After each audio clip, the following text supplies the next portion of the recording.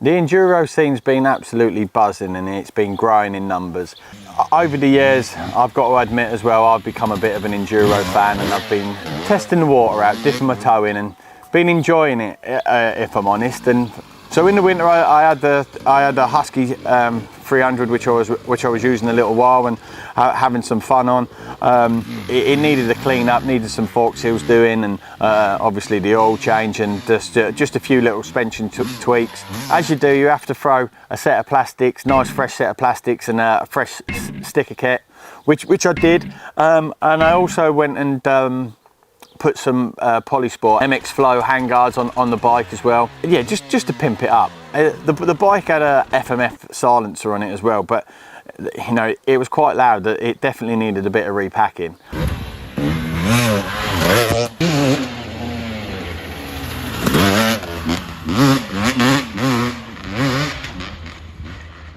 It gave me a little kick up the rear to get my project on the go. So that's what I've been doing. I've been, you know, working on my own little project where I wanted something different. If I'm honest, I know the benefits of the hydraulic clutch, the TPI, the fueling, the long distance, all that kind of thing. But when I go out riding, I just feel like I want to be riding something different to what everybody else has got. And I wanted a little project, you know, as you do, something where I could just tinker away and spend a few hours in the garage, just doing something a little bit different. This is obviously a YZ250, two-stroke, 2015 model, and it's actually one of my personal purchases that I made pre-COVID. So the idea behind this purchase was basically just to restore the bike. I rode it from a friend of mine, and he said, "What do you think to it?" And I thought it just needed a little bit of a looking over.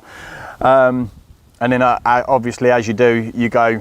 With the bikes that are a few years old, you go on and on and on and find that there's more and more things that actually need doing to the bike. So the concept behind the purchase was for me to convert it into an enduro bike, really. So I wanted something that I could go and ride on the motocross track and ride, you know, like hare and hounds, not too extreme, but something, you know, something like, you know, in between, something where I could hold my own when I went out and rode with my friends that go to Pacific enduro courses. I didn't want a normal KTM, the TPI or a Husky TPI.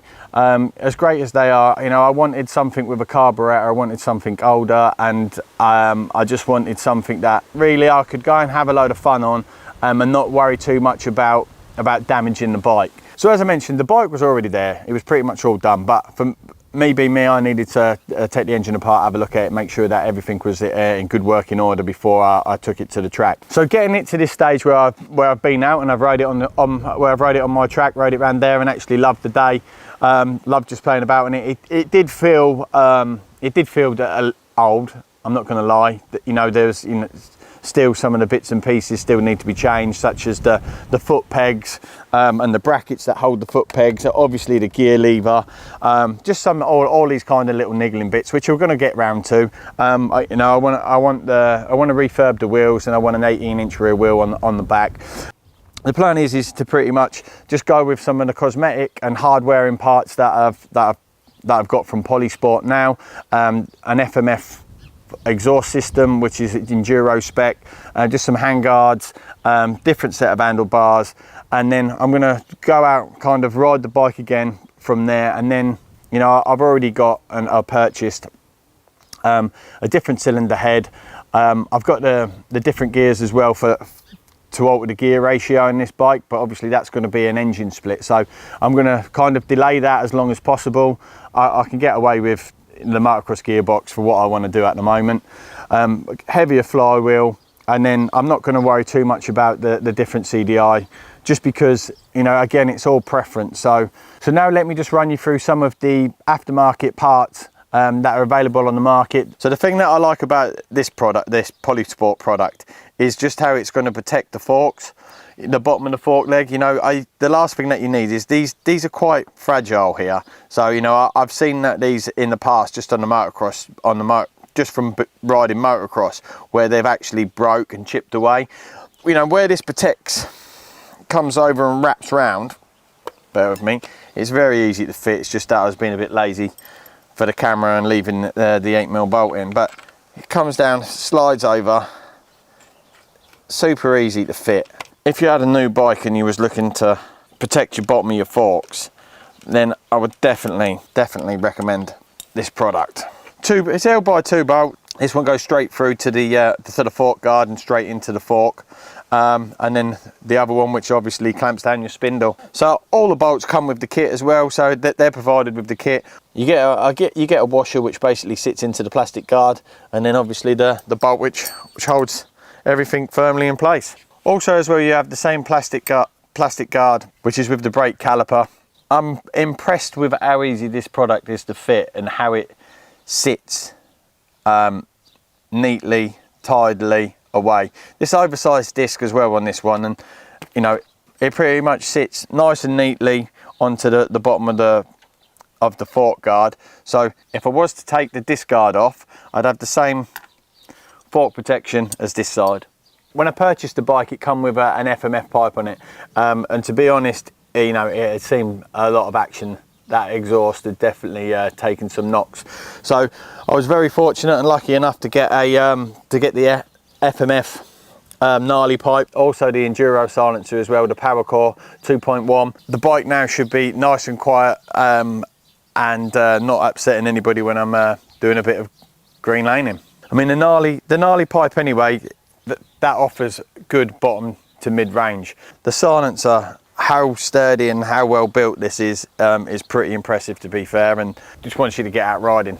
I've already stated that this bike was, you know, it was an old bike, and it's been certainly put through its paces.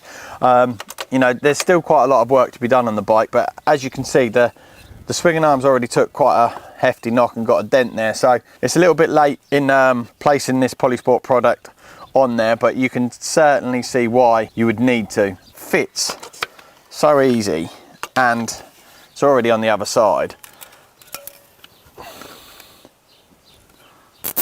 But again, it's just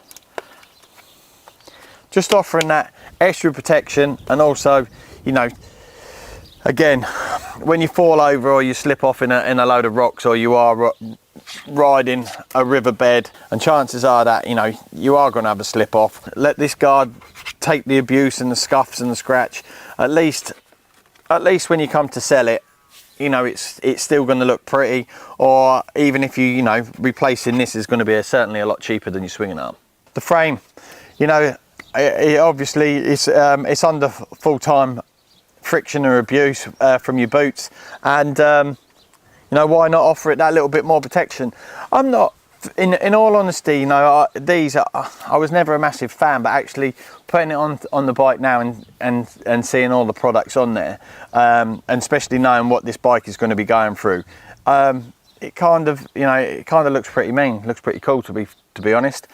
What I'm saying is I can totally see the advantages now of having a cover for your clutch side, because you don't want to be losing you don't want to be losing the engine oil. We all know what's going to happen there. I've also got one for the ignition cover.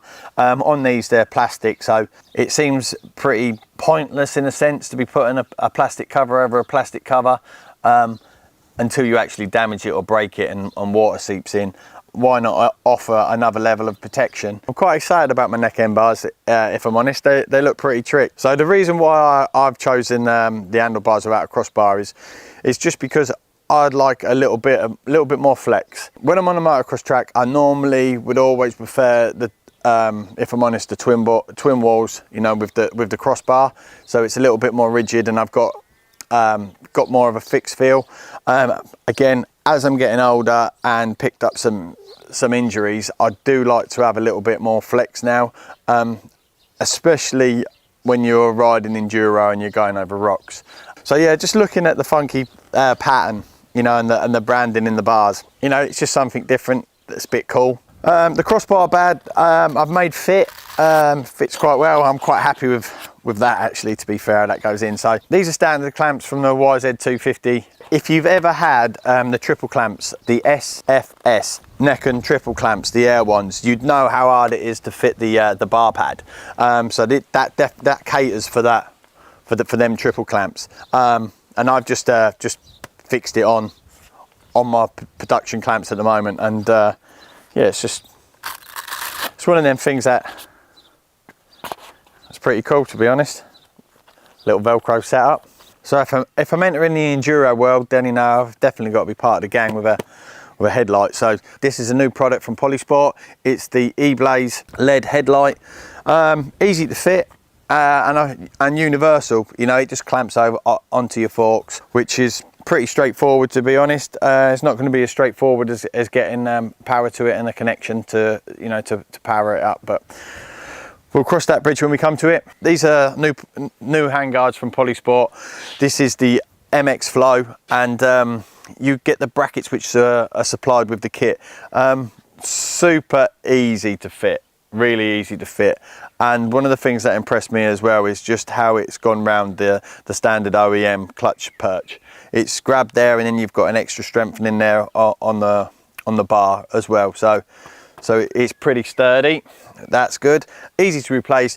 Just remove the 2 screws there. You can go with the MX Flow, or you can go with the Bullet. So the Bullet is a little bit less wind resistant, but you do and you can remove these, so you do get some airflow. Also as well, these come in different colours as well. We've got white at the minute, but you do have the option to go black as well.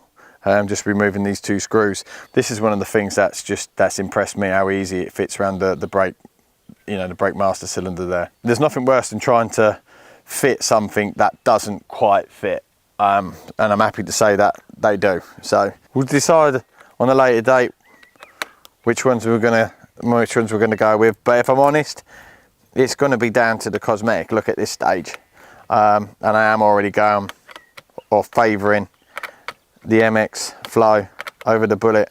I do have the MX Air on my motocross bike, on my YZ250, but that's a different fitment as well on there. So the fitment that I use on the motocross bike is universal bar mount system. So and then they just clamp onto the bar, and then you can move them accordingly to whatever position you'd like them to be in. Pretty simple and pretty easy to fit. One of the things worth mentioning about the universal clamp kit onto the bars is that it's actually a, you know, like a threaded bolt which goes into a nut at the other end, which is situated in the plastic itself.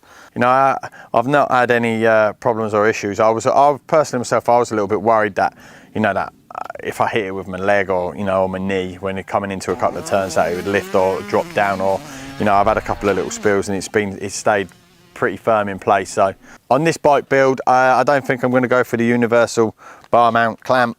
I'm going to go with you know, with the ones that actually connect to the clutch purse and the master cylinder, which fit nicely. Just adds a little bit more firmness and stability, a little less on the handlebar as well. And also as well, the clutch lever, you know why, when it's all fitted, the clutch is still working, has a good action. So it's still early stages with this bike build, but you know what, it's been up, it's been running, I've tested it, I've ridden it on the motocross track, and now, you know, I've got some other products that I can go out and test while I'm doing a bit of an enduro riding. So next up is basically for me to refine this bike even more now. You know, I've obviously got a lot of niggly little bits that I need to work on and need to maintain, but on my priority list next is to get the bike more rideable for the terrain that I'm going to be riding in. So I'll get the pipe set up, see what jetting the bike requires while I'm out riding. I'm going to have a different head, not a motocross cylinder. It's going to be a different cylinder head, more catered for the enduro world, and a heavier flywheel as well. So I'll get those on. It's definitely got me revved up to get out and do a bit of riding on the machine. But obviously the most important bit now is the cosmetic look. So we'll get some brand new plastics on the bike, followed by custom sticker kit from 09 MX, and we'll hit the track, see what she sounds like.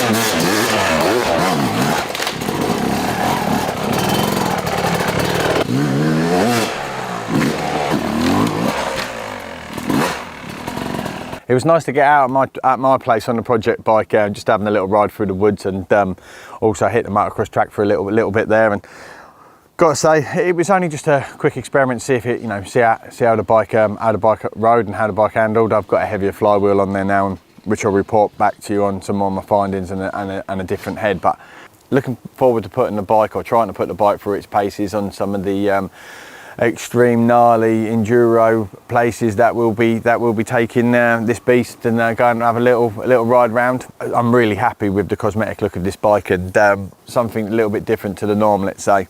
Really happy with all the Polisport products that are on this bike, and I think that the overall, you know, the overall turnout of the machine, I think it looks quite good. The bike's quite quiet as well, with the FMF exhaust system on, so I'll be able to go out and have a little rip round and not upset the locals too much. Time will tell whether I've made the right decision, whether I do struggle with certain things, i.e. with not having an electric start and not having a hydraulic clutch.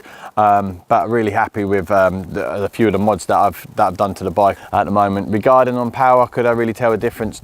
At the moment, you know, I just give it a quick run through the woods and a quick little run out onto the track, just for a test, just to see if the